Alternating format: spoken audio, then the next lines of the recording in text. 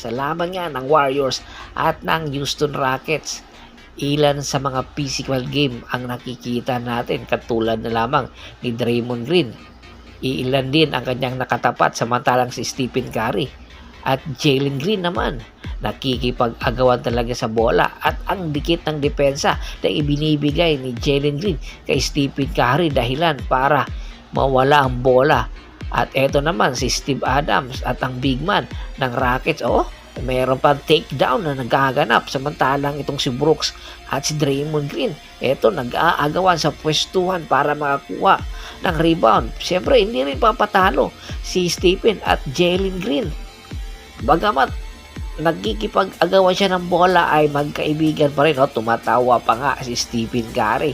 Iilan lang ito sa mga moments na mismo kung hindi ka nanonood sa series ng Warriors at ng Rockets na napakaganda at napaka-physical ng laban. Lamang na nga ang Warriors dito.